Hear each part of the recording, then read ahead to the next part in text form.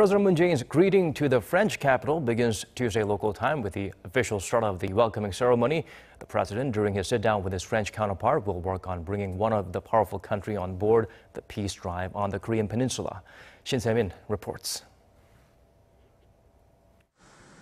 It'll be one of the few events of its kind this year in the French capital of Paris. President Moon, on a five-nation tour of Europe, will be greeted with official ceremony for his state visit, which the South Korean presidential office said is extremely exceptional, given that France only hosts 2 or 3 state visits a year. And that rare opportunity will be followed shortly by the South Korean first couple paying tribute to the unknown fallen soldiers of the Korean War.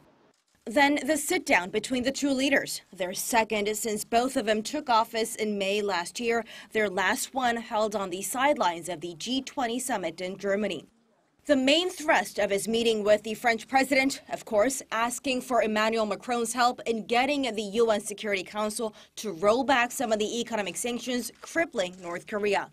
France, one of the Security Council's permanent members and a leading nation of the European Union, is deemed critical to moving the needle of the U.S.-led sanctions in a more encouraging direction, perhaps a reason why the five-nation tour begins with France. And following the Moon-Macron summit will be a joint presser. Then President Moon will meet with the Speaker of the French House of Representatives and then a state banquet in President Moon's honor.